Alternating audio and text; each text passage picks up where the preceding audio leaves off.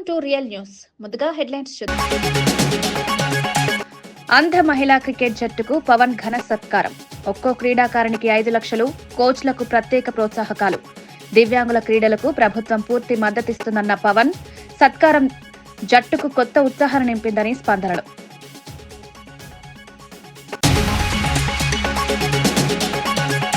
విశాఖలో కాగ్నిజెంట్ శాశ్వత క్యాంపస్ కు శంకుస్థాపన. ఎకరా భూమిని 99 పైసలకే కేటాయించామని వెల్లడించిన మంత్రి లోకేష్. దావోస్ లో తన పుట్టినరోజున ఒప్పందానికి బీజం పడిందని వెల్లడి. ఏపీలో స్పీడ్ ఆఫ్ డూయింగ్ బిజినెస్ కు ఇదే నిదర్శనమని వ్యాఖ్య.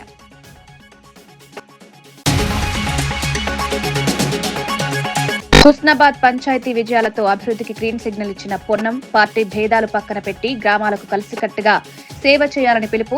ప్రజాప్రభుత్వంపై నమ్మకమే ఈ ఫలితాలకు కారణమని మంత్రి వ్యాఖ్య. గ్రామాల్లో రోడ్లు, నీరు, విద్యుత్ సదుపాయాలకు ప్రత్యేక దృష్టి.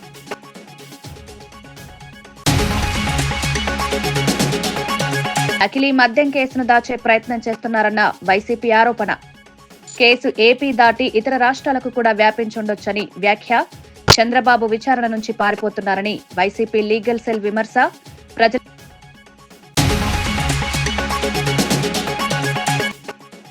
ఉప్పల్ స్టేడియంలో సాయంత్రం Messi, CM Revanth Reddy football match ఏర్పాట్లు చేసినట్లు రాచకొండ సిపి వెల్లడి. మ్యాచ్ కోసం 2500 మంది పోలీసులతో భద్రతా ఏర్పాట్లు. టికెట్లున్న వారికి మాత్రమే మ్యాచ్ కు రావాలని సూచన. స్టేడియంలో మెస్సీ పాల్గొనబోతున్న ఫుట్బాల్ మ్యాచ్ నేపథ్యంలో రాచకొండ పోలీస్ కమిషనర్ సుధీర్ బాబు భారీ భద్రతా ఏర్పాట్లను ప్రకటించారు. స్టేడియం లోపల, బయట 360 డిగ్రీల భద్రతా వలయం ఏర్పాటు చేయబడింది. ప్రేక్షకుల ప్రవేశం, వీఐపీ కదలికలు, ట్రాఫిక్ నిర్వహణకు ప్రత్యేక ప్లాన్ సిద్దమైంది. యాంటీ సబోటేజ్ టీంలు, బాంబ్ డిస్పోజల్ స్క్వాడ్లు, డ్రోన్ సర్వేలెన్స్ వ్యవస్థలు ఇప్పటికే పనిచేస్తున్నాయి. భారీ జనసందోహం దృష్ట్యా మార్గదర్శకాలు జారీ చేసి ట్రాఫిక్ డైవర్షన్లను అమల్లోకి తెచ్చారు. అంతర్జాతీయ స్థాయి ఈవెంట్ గా భావిస్తున్నందున ఎలాంటి లోపాలు లేకుండా చూడాలని కమిషనర్ తెలిపారు. సో ఎవరైతే పాస్లు ఉండవో వాళ్ళు స్టేడియం దగ్గర రావద్దు. మెస్సీ గారికి ఈజ్ గోట్ జెడ్ కేటగిరీ బందోబస్తు. ట్రాఫిక్ పర్స్పెక్టివ్లో గ్రీన్ ఛానల్లో ఆయన ట్రావెల్ చేస్తారు. So vehicle will be moving very speed. So there is no chance of seeing him also. మీరు అతను చూడొచ్చు అని స్టేడియం దగ్గరకు వస్తే కనబడుతుంది అనుకుంటే that is also not possible. You use public transportation.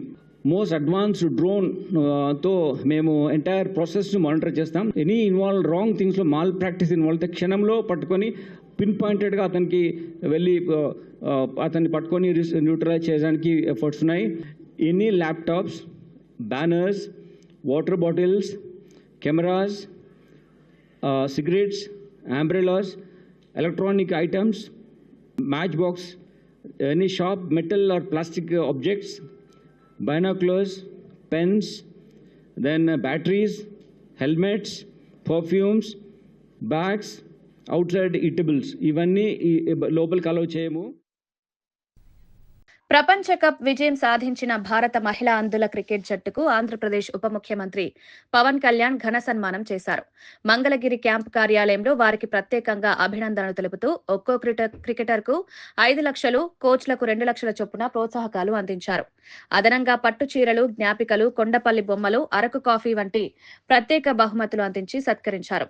దేశం కోసం పోరాడిన ఈ మహిళలు తమ ధైర్య సాహసం, నిబద్ధత ద్వారా కోట్లాది మందికి స్ఫూర్తిగా నిలిచారని పవన్ పేర్కొన్నారు. దివ్యాంగుల క్రీడలకు ప్రభుత్వం మరింత సహకారం అందిస్తుందని తెలిపారు. ఈ సత్కారం జట్టులో కొత్త ఉత్సాహాన్ని నింపింది.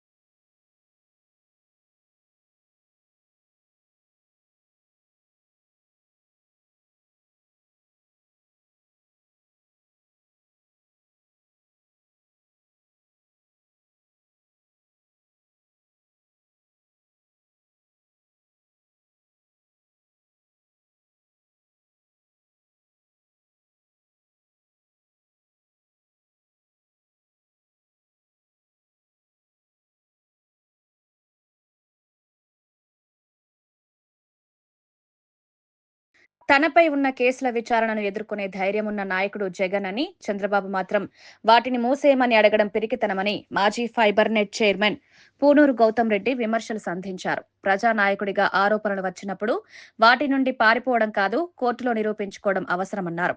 కేసుల్ని విత్డ్రా చేయమని అడిగే చంద్రబాబు వైఖరి ఆయన రాజకీయ నైతికతపై ప్రశ్నలు లేవనెత్తుతుందన్నారు. ఆత్మవిశ్వాసమున్న నాయకుడు, ప్రజల విశ్వాసమున్న నాయకుడు ఎప్పుడూ న్యాయస్థానం ఎదుటే నిలబడి నిజం చెప్పగలడని జగనే అందుకు ఉదాహరణ అన్నారు. ప్రజలు నాయకుల నిజాయితీని గమనిస్తున్నారని, భవిష్యత్తులో రాజకీయ తీర్పు కూడా దానికి అనుగుణంగా ఉంటుందని వ్యాఖ్యానించారు. ఒక పిరికి పందలాగా వీటన్నిటిని క్లోజ్ చేయించుకుంటాం. నీకు ధైర్యం కనుక ఉన్నట్లయితే విచారణకి హాజరవు. ఇచ్చినటువంటి దాంట్లో ఏదైతే వస్తుందో వాటన్నిటిని కూడా ఎదుర్కో. విచారణని ఎదుర్కోలేనటువంటి పిరికితనంగా క్లోజ్ చేసుకోవడం జరుగుతోంది. ఈ క్లోజర్ అనేటువంటిది ఎటువంటి పరిస్థితుల్లో కూడా సుప్రీంకోర్టులు, హైకోర్టులు యాక్సెప్ట్ చేయవు. వాటిలో స్పష్టంగా కూడా ఉంది, ఎకనామికల్ అఫెన్సెస్ లో కాంప్రమైజ్లు కానీ ఎత్తివేయటం కూడా జరగదు. ఒకసారి కనుక ఎత్తివేయటం జరిగిందంటే ఏ ఆఫీసర్ అయితే ఉన్నాడో వాళ్ళపైన చర్యలు కూడా తీసుకుంటారని కూడా స్పష్టంగా చెప్తున్నాం. ఏపీఎస్ఎఫ్ కి సంబంధించి నువ్వు ధైర్యస్తుడు కనుక అనేట్లయితే డైరెక్ట్ గా కోర్టులో ఛాలెంజ్ చేసుకుని ఫైల్ చేయడానికి రా. ఇంతేగాని ఈ రకంగా క్లోజ్ చేసుకోవటం, ఈ రకంగా భయభ్రాంతుల్ని ఆఫీసర్స్ ని క్రియేట్ చేసి సంతకాలు పెట్టించుకోవడం సరైనటువంటి కాదని కూడా అంటున్నాం. ఈ 2015 ఇవ్వటం అనేటువంటి జరిగింది అంటే దాని అర్థం ఏంటి? అప్పటికి టెరాసాఫ్ట్ లో వాళ్ళు అతను డైరెక్టర్ గా ఉన్నాడు, టెండర్లు ఇంకా అప్పటికి పిలవలా. అప్పటికి ఈయన ఏమయ్యాడు? 2015 ఈయన ఆల్రెడీ ఒక సస్పెన్షన్ గురై ఉన్నాడు. టెండర్లు పిలవటానికి వీలు లేకుండా ఇతని పైన ఒక ముద్ర కూడా వేస్తున్నారు. ఇదిగోండి, టెరాసాఫ్ట్ కి సంబంధించి అతను ఎప్పుడు దీనిలో ఉన్నాడు, ఎప్పుడు దీన్ని సంబంధించినంత వరకు కూడా మరలా రీబ్యాక్ అయ్యి దానికి వచ్చాడు. వచ్చిన తర్వాత లిఫ్ట్ అప్రూవ్ చేశారు. సంవత్సరం ఇస్తే సంవత్సరం కాదని చెప్పేసి 3 నెలలకే లిఫ్ట్ చేయడం. 6వ తారీఖునే డైరెక్ట్ గా వాళ్ళందరికీ కూడా దీన్ని లిఫ్ట్ చేశామనేటువంటిది కూడా చెప్పటం. 7-8 టెండర్లు పిలిస్తే 6వ తారీఖునే లిఫ్ట్ చేయించుకోవటం, ఇవన్నీ కూడా చేయటం అనేటువంటి జరిగింది. దీన్ని బేస్ చేసుకుని ఆయన్ని దీనిలోంచి తీసేశారు. ఏది? టెరాసాఫ్ట్ లోంచి మేము డైరెక్టర్ గా ఈయన లేడు కాబట్టి మాకు ఎలిజిబిలిటీ ఉంది, మాకు ఇదంతా కూడా ఇవ్వండి అని చెప్పేసి 8/9/2015 డైరెక్ట్ గా ఇవ్వటం అనేటువంటి జరిగింది. అంటే దాని అర్థం ఏంటి? అప్పటికి ఈయన టెండర్లో నకిలీ మద్యం కేసులో చంద్రబాబు వైఖరిపై వైసీపీ లీగల్ సెల్ అధ్యక్షుడు మనోహర్ రెడ్డి ఆరోపణలు తీవ్రంగా మారాయి. ఈ కేసు ఏపీకి మాత్రమే కాకుండా ఇతర రాష్ట్రాలకు కూడా వ్యాపించి ఉండవచ్చని తెలిపారు. కల్తీ మద్యం తయారీ యూనిట్లు, సరఫరా మార్గాలు ఇంకా పూర్తిగా బయటపడలేదని, దీన్ని వెలికి తీయడానికి ప్రభుత్వం సమగ్ర విచారణ చేయాల్సిన అవసరం ఉందన్నారు.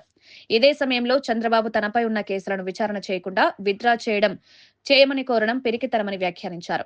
నిజంగా నిర్దోషి అయితే కోర్టులో విచారణను ఎదుర్కోవాలని, పారిపోవడానికి ప్రయత్నించడం ప్రజాస్వామ్య విలువలకు విరుద్ధమన్నారు. నిప్పు అని చెప్పుకునే నాయకుడు నిజం ముందు నిలబడాలని, ఈ కేసులో ప్రజలు సమాధానాలు కోరుతున్నారని మండిపడ్డారు. నిల్వ ఉంచేదానికి ఇబ్రహీంపట్నం కూడా తరలించాము. అక్కడి నుంచి కూడా మేము రాష్ట్ర వ్యాప్తంగా అమ్మకాలు మొదలు పెట్టామని చెప్పి అనకాపల్లి, పాయకరావుపేట, నెల్లూరు ఇట్లా మొత్తం రాష్ట్రమంతా ఈ నకిలీ మద్యం విస్తరించిన విషయం మనందరికీ తెలుసు.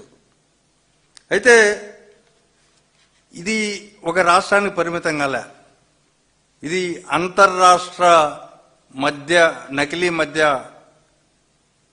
కేసు. ఇది ఒడిశాకు, కర్ణాటక, తమిళనాడు ఈ అన్ని ప్రాంతాలకు కూడా ఈ కేసు విస్తరించిన పరిస్థితి. సరే, వీళ్ళు అరెస్టు చేసిన తర్వాత అద్దేపల్లి జనార్దన్ రావు వీళ్ళంతా జోగి రమేష్ను ఎట్లా ఇరికించాలని, ఎట్లా ట్రాప్ చేయాలని ఏదో ఒకటి చేసి యాడింగ్ మెమో వేసి అతను చెప్పాడు కాబట్టి ఇతనికి సంబంధాలు ఉన్నాయని చెప్పి జోగి రమేష్ గారిని వాళ్ళ తమ్ముడిని ఈ కేసులో ఇరికించడం జరిగింది. దీనిలో దాదాపు 4 కేసులు రిజిస్టర్ అయ్యాయి. 4 కేసుల్లో కూడా వివిధ రకాలైన ముద్దాయిలు ఉన్నారు. చంద్రబాబు నాయుడు గారు మన గౌరవ ముఖ్యమంత్రి 12/10/2025 ఓ ప్రెస్ మీట్ పెడతాడు. ప్రెస్ మీట్ పెట్టి తనకు వీర విధేయులైన వారితో ఒక సిట్ ఏర్పాటు చేశాడు. తర్వాత 13/10/2025న ఈ అద్దేపల్లి జనార్దన్ రావుతో ఒక వీడియో రికార్డ్ చేయించి పోలీసు కస్టడీలో ఉన్నప్పుడు అది చేయకూడదు, అది చట్ట విరుద్ధం, దాన్ని రిలీజ్ చేయకూడదు పోలీస్ మాన్యువల్స్ ప్రకారం కానీ క్రిమినల్ చట్టాల ప్రకారం కానీ దాన్ని రిలీజ్ చేయించారు అదే పనిగా.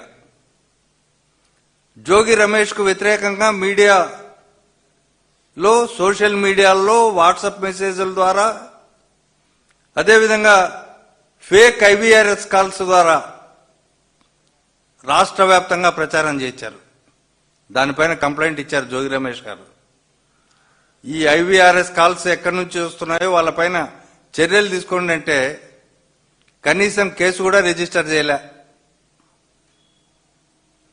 తర్వాత నిన్ననో మొన్ననో జయచంద్రారెడ్డి PA రాజేష్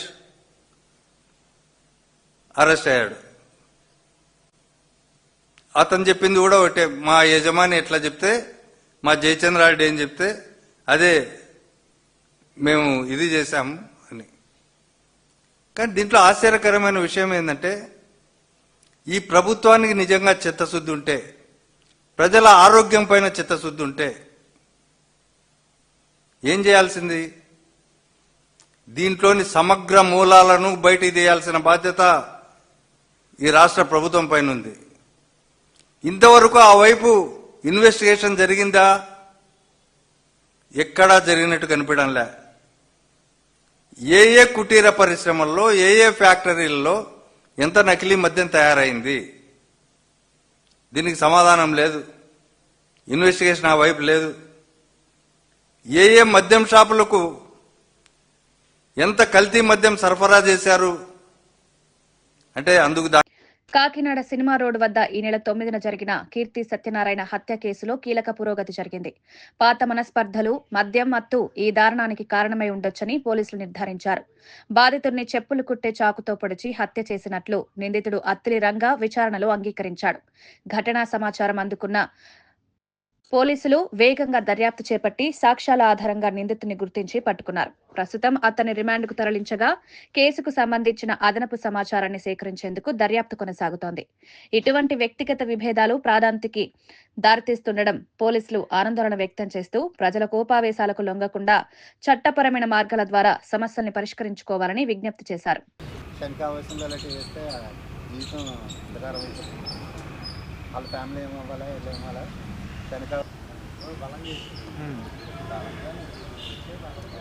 రెడీయా?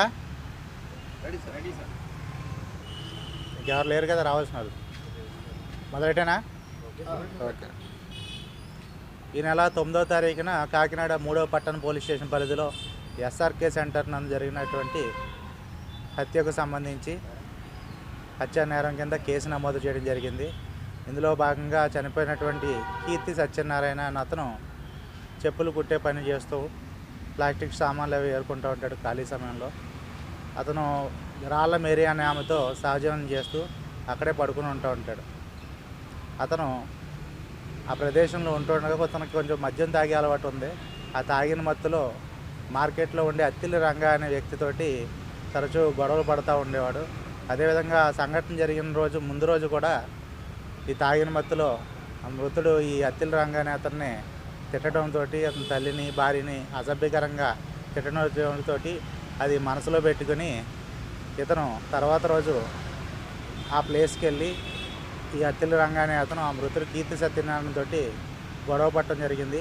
ఆ గొడవలో భాగంగా అక్కడ దొరికినటువంటి చాకుతో చంపాలన్న ఉద్దేశంతో ఆ పర్సన్ని ఛాతి మీద చాకుతోటి గట్టిగా పడవటంతో ఆ ఇంజూర్డ్కి విపరీతమైన రక్తస్రావం జరిగింది. పక్కన ఉన్న ఆమె సహజీవనం చేస్తున్న ఆమె మేరీ అతన్ని కాకినాడ GHకి ఆటోలో తీసుకెళ్తే అతను చికిత్స పొందుతూ అక్కడ చనిపోవడం జరిగింది. ఈ యొక్క ముద్దాయి ఎవరైతే ఉన్నాడో అత్తిలి రంగా అనే అతను ఆ పొడిచినటువంటి చాకుతో సహా అక్కడ నుండి పారిపోయి ఒక ఆటోకి పారిపోయి పరారీలో ఉన్నాడు. ఇమీడియట్గా సంఘటన జరిగిన వెంటనే ఈ విషయాన్ని ఉన్నతాధికారులు తెలియజేయగా మన గౌరవ జిల్లా SP గారు అయినటువంటి బిందు మాధవ్ IPS గారు, అలాగే కాకినాడ ASP గారు అయినటువంటి మనీష్ దేవరాజ్ పాటిల్ గారు సంఘటనా స్థలానికి వచ్చి ఈ దర్యాప్తుని వేగవంతం చేయడానికి పలు సూచనలు ఇవ్వడం జరిగింది. అదేవిధంగా విద్య మరియు ఐటీ శాఖ మంత్రి నారా లోకేష్ చేతుల మీదుగా విశాఖపట్నంలో కాగ్నిజెంట్ తాత్కాలిక క్యాంపస్ ప్రారంభమైంది. అంతేకాకుండా సత్వాతో పాటు మరో 7 ప్రముఖ ఐటీ కంపెనీల స్థాపనకు ఆయన శంకుస్థాపన చేశారు. ఈ కార్యక్రమం ఆంధ్రప్రదేశ్లో ఐటీ రంగ విస్తరణకు కీలక మెట్టుగా భావిస్తున్నారు. క్యాంపస్ ద్వారా ఉద్యోగ అవకాశాలు పెరగడం, స్థానిక యువతకు నైపుణ్యాభివృద్ధి అవకాశాలు కల్పించడం ప్రభుత్వ ప్రధాన లక్ష్యంగా లోకేష్ తెలిపారు. రాష్ట్రాన్ని ఐటీ స్టార్టప్ హబ్ గా మార్చేందుకు ప్రభుత్వం వేగవంతమైన చర్యలు తీసుకుంటోందని పేర్కొన్నారు.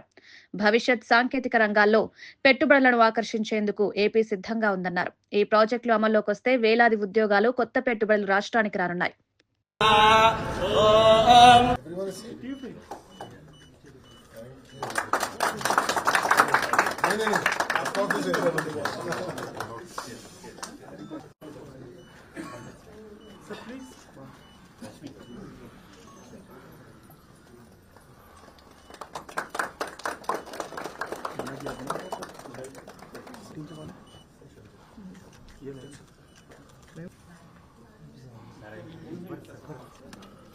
There's one left here. Rashmi and Gaurav.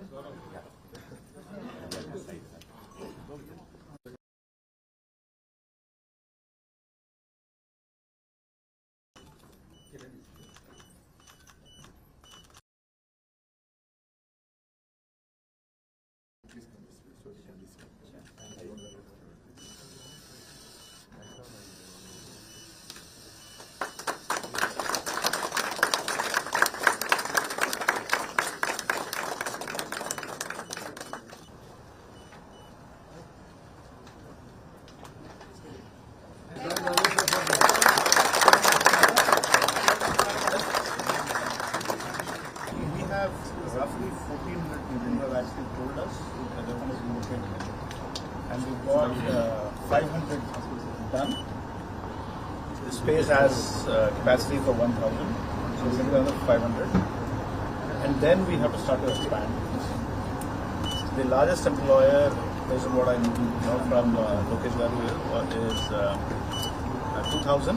Infosys 2,000. We'll cross that in less than a year.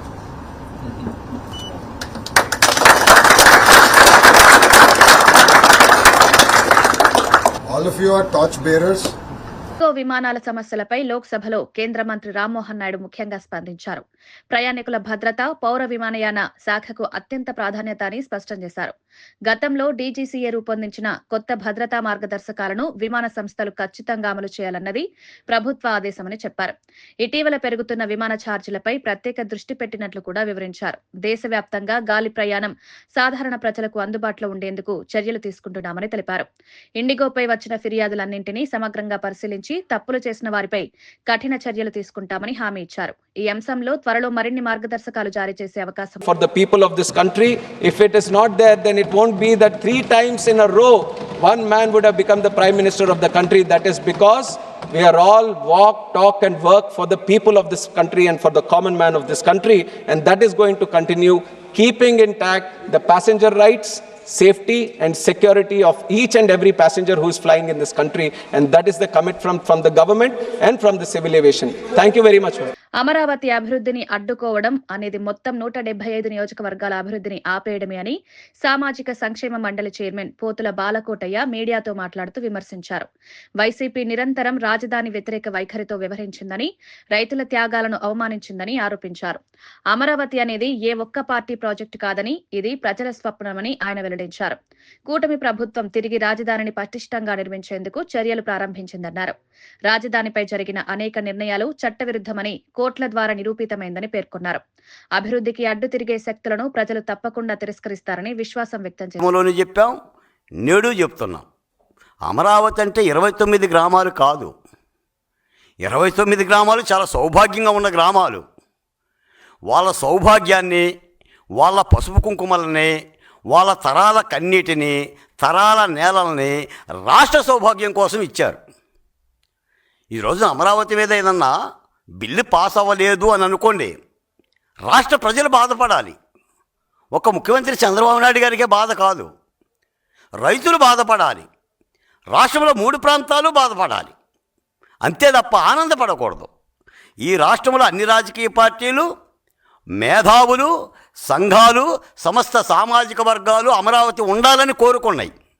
ఆ నిదానంతోనే 24 యుద్ధానికి వెళ్ళినాయి. సిద్ధం అనుకున్న వాళ్ళకి బుద్ధి చెప్పినాయి. మళ్ళీ ఇప్పుడు అమరావతి మీద ఏది జరిగినా జగన్ సోషల్ మీడియా విపరీతమైన దుష్ప్రచారం. ఆ బిల్లు పాస్ అవ్వకూడదని ఒక ఆనందం. ఈ రోజున ఒక్కసారి మీరు గతంలోకి వెళ్తే 2014 ఉమ్మడి ఆంధ్రప్రదేశ్ విభజన చట్టం ఏం చెప్తుంది? 10 సంవత్సరాల పాటు తెలంగాణ రాష్ట్రానికి, ఆంధ్రప్రదేశ్ రాష్ట్రానికి హైదరాబాద్ ఉమ్మడి రాజధాని. 10 ఏళ్ల తర్వాత హైదరాబాద్ అనే రాజధాని కేవలం తెలంగాణదే. ఇది విభజన చట్టంలో క్లాస్. పెద్దపల్లి ఎంపీ వంశీకృష్ణ దేశంలో కీలక సమస్యలపై పార్లమెంట్లో చర్చ జరపకపోవడంపై ఆపేక్షించారు. ఇండిగో భద్రతా సమస్యలు, డీజీసీఏ నిబంధనల అమలు, పెరుగుతున్న విమాన ఛార్జీలు, ఢిల్లీ కాలుష్యం, 500 AQI దాటడం, నిరుద్యోగం పెరగడం, రూపాయి విలువ పడిపోవడం వంటి అంశాలు ప్రజల జీవితాలపై నేరుగా ప్రభావం చూపుతున్నాయన్నారు. అయినప్పటికీ ప్రభుత్వం అసలు చర్చ అవసరమైన వాటిని పక్కన పెట్టి శతాబ్దాల కిందటి విషయాలను చర్చించడం ఆందోళనకరమన్నారు. మోడీ ప్రభుత్వం వాగ్దానం చేసిన సంవత్సరానికి 2 కోట్ల ఉద్యోగాల సంగతి ఎక్కడో ప్రశ్నించారు. ప్రజల కోసం ఉండాల్సిన ప్రజాస్వామ్యం రాజకీయ ప్రయోజనాలకు వాడబడుతోందని మండిపడ్డారు. The Delhi pollution has surpassed 500 plus AQI levels. This should have been a parliamentary discussion. The rupee's devaluation, the rupee is falling at an alarming rate. We've all seen Prime Minister Modi talk about the rupee devaluating before he came into power. But today the rupee is in a devastated condition. It's in the ICU. There's no discussion on that. If you take a look at the Delhi situation, the roads, the infrastructure across the country, if you take a look at the Indigo crisis, if you take a look at the pollution crisis, unfortunately these topics are not being entertained to discuss in the parliament. We are discussing about issues which are 150 years old. We have all respect for Vande Mataram. We all have contributed, we all learnt it, and we are very proud of our national heritage, our national history. But true justice to our country today would be to discuss on issues that are. Husnabad నియోజకవర్గంలో జరిగిన తొలి దశ పంచాయతీ ఎన్నికల్లో విజయం సాధించిన స్థానిక ప్రజాప్రతినిధులను మంత్రి పొన్నం ప్రభాకర్ అభినందించారు. పార్టీ భేదాలు పక్కన పెట్టి గ్రామాల అభివృద్ధి కోసం కలిసి పనిచేయాలని సూచించారు. ప్రజాప్రభుత్వం అమలు చేస్తున్న సంక్షేమ పథకాలు, అభివృద్ధి కార్యక్రమాల మీద ప్రజలు గట్టి విశ్వాసం ఉంచారనేందుకు ఈ ఫలితాలు నిదర్శనమన్నారు. హుస్నాబాద్ ను మరింత అభివృద్ధి దిశగా నడిపేందుకు ప్రభుత్వం కట్టుబడి ఉందని తెలిపారు. గ్రామీణ అభివృద్ధి, రోడ్లు, మంచినీరు, విద్యుత్ సదుపాయాల మెరుగుదలపై ప్రత్యేక దృష్టి పెట్టనున్నట్లు చెప్పారు. ప్రజల ఆశీర్వాదాలు తమ పనితీరుకు ప్రతిఫలమని మంత్రి పేర్కొన్నారు. గెలిచిన సర్పంచులకు, ఉప సర్పంచులకు, వార్డు సభ్యులందరికీ హుస్నాబాద్ శాసనసభ్యుడిగా, రాష్ట్ర మంత్రిగా హృదయపూర్వకంగా అభినందనలు తెలియజేస్తా ఉన్నా. అదేవిధంగా తెలంగాణ వ్యాప్తంగా గెలిచినటువంటి సర్పంచులకు, ఉప సర్పంచులకు, వార్డు సభ్యులకు కూడా హృదయపూర్వకంగా అభినందనలు తెలియజేస్తూ, గాంధీజీ కన్న కలలు గ్రామ స్వరాజ్యానికి సంబంధించి పూర్తి స్థాయిలో గ్రామ అభివృద్ధికి కృషి చేయాలని, రాష్ట్ర ప్రభుత్వం అందుకు సంబంధించి పూర్తిగా మీకు అండగా ఉంటుందని, గ్రామ స్థాయి రాజకీయాలకు అతీతంగా ప్రజలందరికీ సంబంధించిన సమస్యల్ని ఉన్నత అధికారుల దృష్టికి కానీ, ఉన్నత ప్రజాప్రతినిధుల దృష్టికి కానీ, ప్రభుత్వం దృష్టికి కానీ తేవడం ద్వారా గ్రామీణ ప్రాంత ప్రజల సమస్యలన్నీ కూడా పరిష్కరించే విధంగా చొరవ చూపెట్టాలని నూతనంగా ఎన్నికైనటువంటి సర్పంచులను, ఉప సర్పంచులను, వార్డు సభ్యులను కోరుతా ఉన్నా. ప్రజాపాలన ప్రభుత్వంలో ఇప్పటికే గ్రామాన ఇందిరమ్మ సైకిల్ సంకేతంతో ప్రజల్లో బలంగా నిలిచిన సమాజ్వాదీ పార్టీ ప్రయాణం, 37 ఎంపీలతో కేంద్రంలో 3వ పెద్ద పార్టీగా ఎదిగిన తీరు బీఆర్ఎస్ కు మోటివేషన్ గా కేటీఆర్ పేర్కొనడం గమనార్హం. ఇటీవల హైదరాబాద్ పర్యటనకొచ్చిన అఖిలేష్ యాదవ్ తో బీఆర్ఎస్ నేతలు జరిగిన భేటీ భవిష్యత్ రాజకీయ మైత్రికే సూచనగా చూస్తున్నారు. ప్రజలతో నేరుగా ఉండే రాజకీయాలు ఏ పార్టీని అయినా ముందుకు నడిపిస్తాయని, ఇదే పంథాలో భవిష్యత్తులో బీఆర్ఎస్ మళ్లీ శక్తివంతంగా ఎదుగుతుందని కేటీఆర్ విశ్వాసం వ్యక్తం చేశారు. ప్రజలు ఆశీర్వదిస్తే తిరిగి బలమైన ప్రత్యామ్నాయం అవుతామన్నారు. ఈ భేటీ తెలంగాణ రాజకీయాల్లో కొత్త మార్పులకు దారితీయొచ్చని విశ్లేషకులు భావిస్తున్నారు. వచ్చినప్పుడు వారు పెద్దలు కేసీఆర్ గారిని నేను కలవాలి, తప్పకుండా వారి ఆశీర్వాదం తీసుకోవాలి అని సంప్రదించినప్పుడు కేసీఆర్ గారు తప్పకుండా మళ్ళీ తొందరలో కలుసుకుందాం.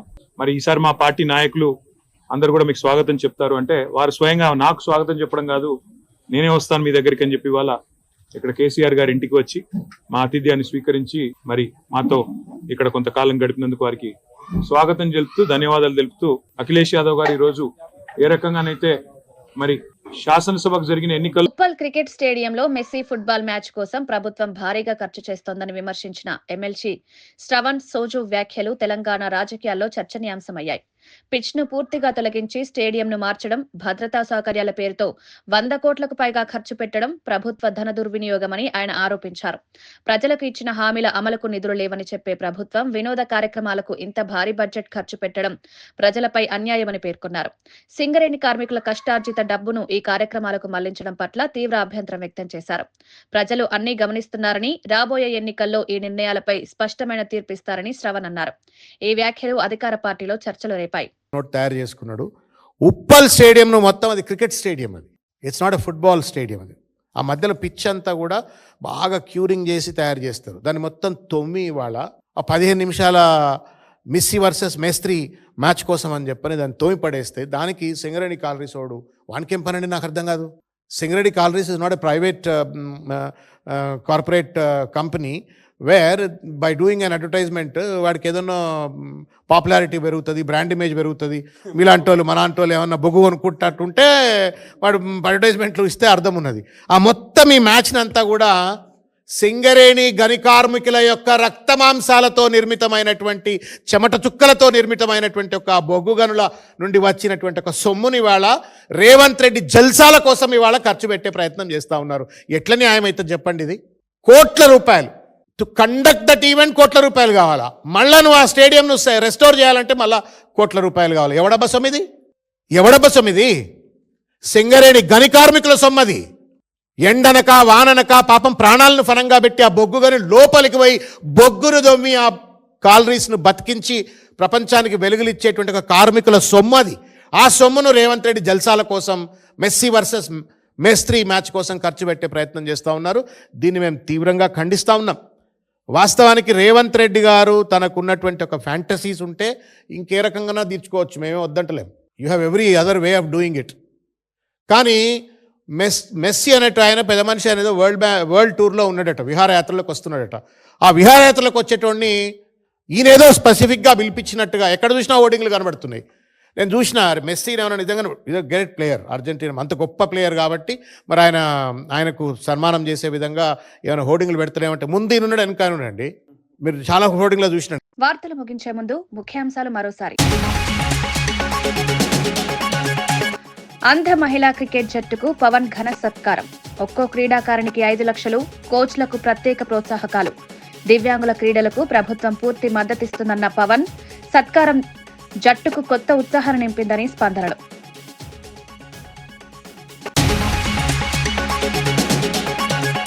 విశాఖలో కాగ్నిజెంట్ శాశ్వత క్యాంపస్ కు శంకుస్థాపన.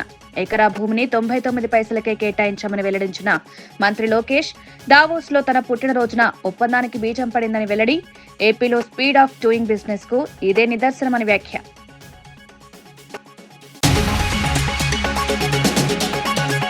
హుస్నాబాద్ పంచాయతీ విజయాలతో అభివృద్ధికి గ్రీన్ సిగ్నల్ ఇచ్చిన పొన్నం. పార్టీ భేదాలు పక్కన పెట్టి గ్రామాలకు కలిసికట్టుగా సేవ చేయాలని పిలుపు.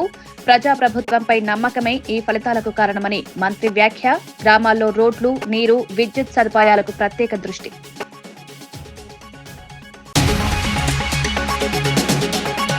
అఖిలీ మద్యం కేసును దాచే ప్రయత్నం చేస్తున్నారన్న వైసీపీ ఆరోపణ. కేసు ఏపీ దాటి ఇతర రాష్ట్రాలకు కూడా వ్యాపించుండొచ్చని వ్యాఖ్య.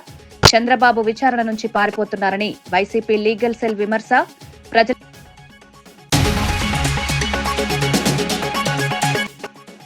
ఉప్పల్ స్టేడియంలో సాయంత్రం Messi, CM Revanth Reddy football match ఏర్పాట్లు చేసినట్లు రాచకొండ సిపి వెల్లడి. మ్యాచ్ కోసం 2500 మంది పోలీసులతో భద్రతా ఏర్పాట్లు. టికెట్లున్న వారికి మాత్రమే మ్యాచ్ కు రావాలని సూచన. ఇవి ఈనాటి వార్తా విశేషాలు. మరో బులెటిన్లో మళ్ళీ కలుద్దాం. నమస్కారం.